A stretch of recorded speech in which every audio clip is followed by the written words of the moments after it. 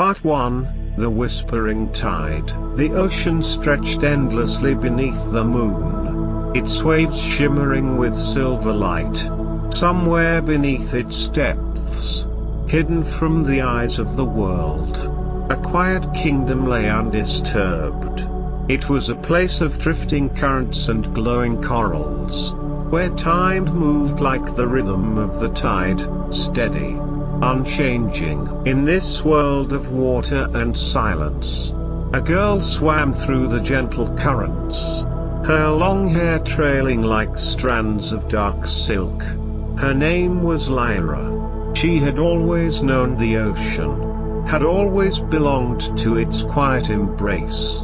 But in the stillness of the deep, she felt something stir, a longing she could not name. The elders spoke of the stars above, of lights that flickered in the sky like tiny lanterns.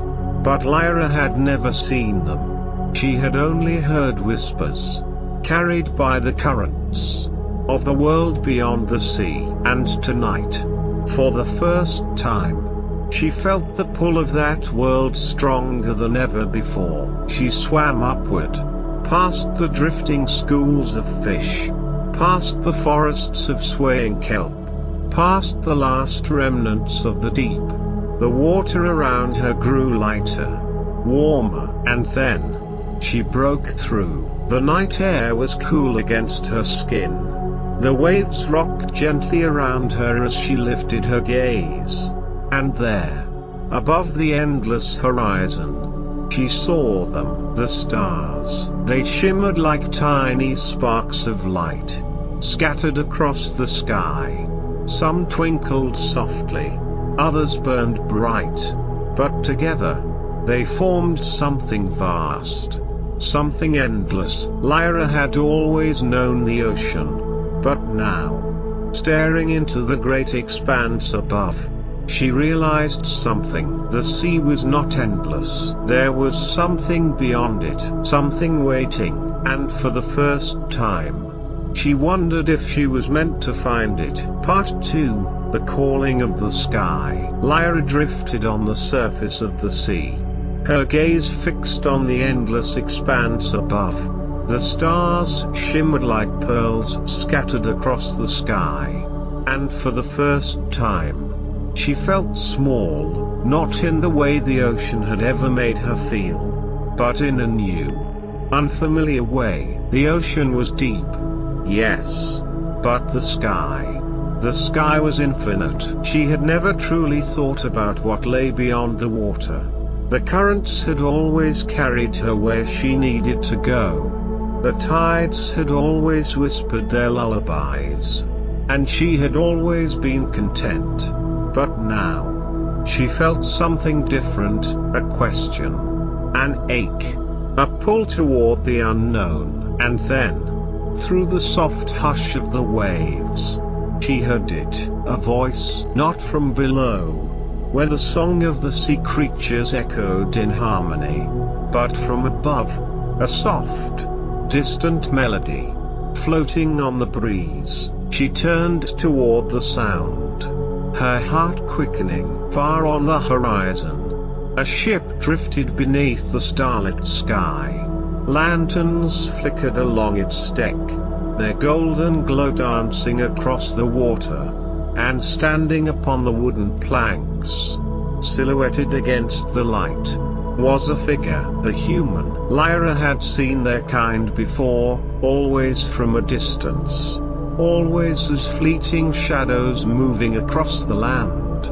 But this one was different. He stood alone, his gaze lifted toward the sky, his lips moving in a quiet song that carried across the water. His voice was not like the ocean's song, not like the hum of the currents or the deep pulse of the tides. It was something else entirely, something filled with longing, with wonder, with the same unspoken question that stirred in her own heart. She watched him for a long time, floating just beyond the reach of the ship's light. She did not know why, only that something about him felt like a piece of the sky itself. drifting upon the waves, and as she listened, she knew the ocean had always been her home. But now, the stars were calling, and she was ready to listen. Part 3, The Starborn Dream. Lyra floated silently in the water, just beyond the reach of the ship's golden lanterns. The boy stood on the deck, his voice a quiet song drifting through the night air. She could not understand the words, but she could feel them, soft, yearning, like the whisper of the tide against the shore. For the first time, she felt something stir inside her that had nothing to do with the ocean's currents. She wanted to understand him. She wanted to know what it was like to walk beneath the stars, to feel the wind against her face as he did, to hear his voice without the sea muffling its sound. But she was of the ocean, and he belonged to the sky. A wave gently rocked the ship, and the boy turned toward the sea. Lyra held her breath, slipping beneath the surface just as his gaze passed over the water.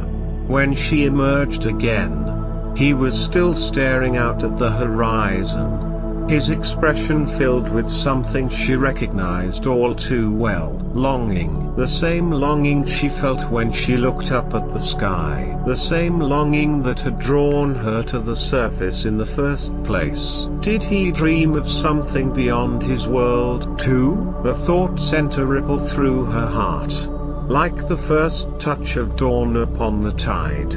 She watched as he sighed, running a hand through his dark hair before turning away, disappearing below the deck. And in that moment, Lyra knew this was not the last time she would see him. The stars had guided her here for a reason, and whatever it was, her journey was only beginning. Part 4, The Ocean's Gift. For many nights after that first encounter, Lyra returned to the surface, drawn by the quiet song of the boy on the ship. She never let herself be seen, always watching from the shadows of the waves.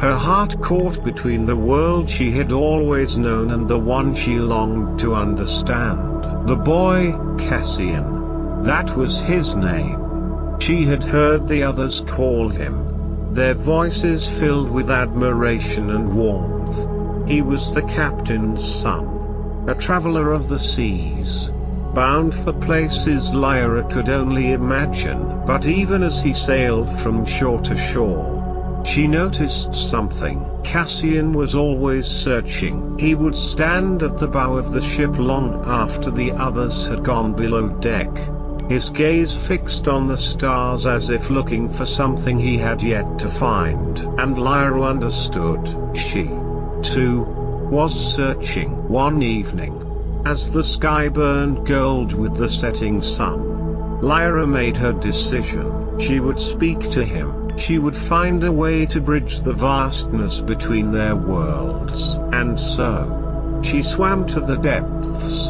to the heart of the ocean where the currents ran deep and the ancient magic of the sea still lingered. There, hidden within the glowing coral forests, was a creature older than time itself, the Tidekeeper, guardian of the ocean's secrets. Lyra approached with reverence, her voice soft as she made her plea. "I wish to speak to him," she whispered, the words barely more than a ripple in the water.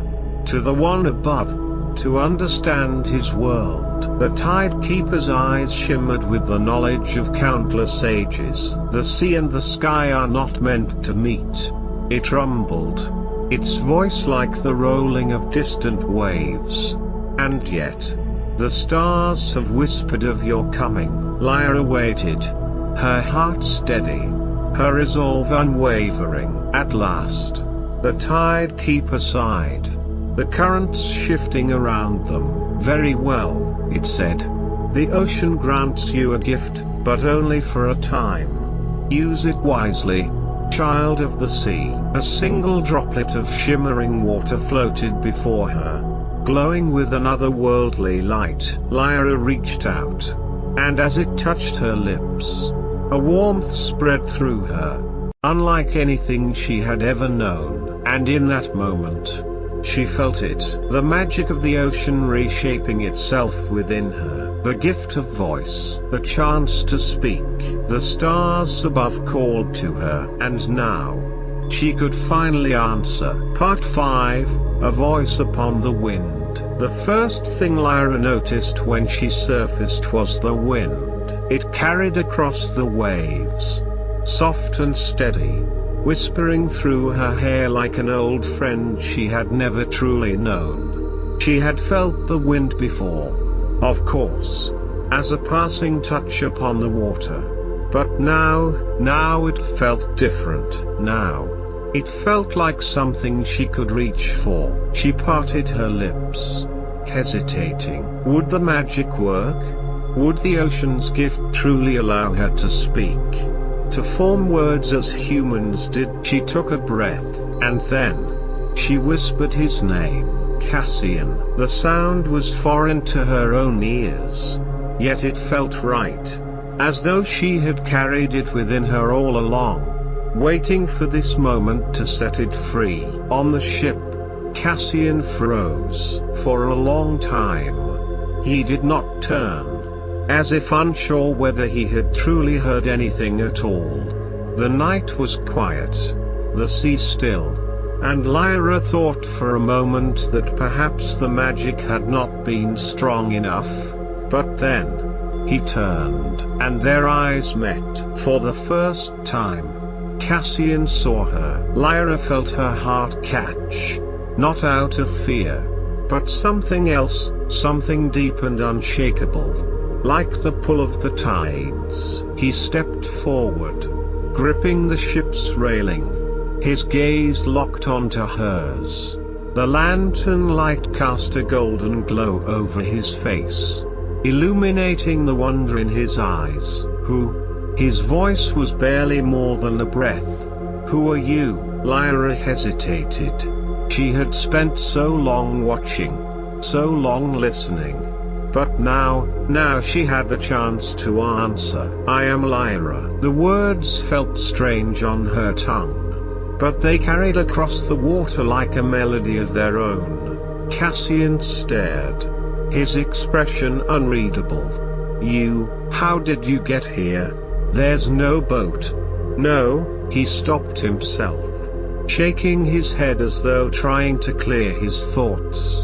You called my name. How do you know me? Lyra smiled, the sound of the waves filling the silence between them. Because I have been listening. Cassian exhaled a soft laugh, shaking his head in wonder. You're not real. And yet, he did not look away. Lyra tilted her head. And yet, you are speaking to me. He let out another breath, one that carried something like disbelief, something like awe. I've dreamed of something like this, he admitted, of finding something more, of finding someone. His words made something inside Lyra tighten, like the pull of the tide before the storm. She had dreamed of the sky, and he had dreamed of the sea. For a moment, they simply looked at one another, caught in the fragile space between two worlds. Then, Cassian stepped closer. Will you tell me your story? Lyra smiled, the wind carrying her answer before she even spoke. Yes. And so, beneath the endless stars, she began. Part 6, The Choice of the Tides. Lyra spoke, her voice soft like the rolling waves, telling Cassian of the world beneath the sea, the glowing coral forests, the ancient songs carried by the tides, the hidden places where the ocean held its deepest secrets. Cassian listened, leaning against the railing, his eyes never leaving hers.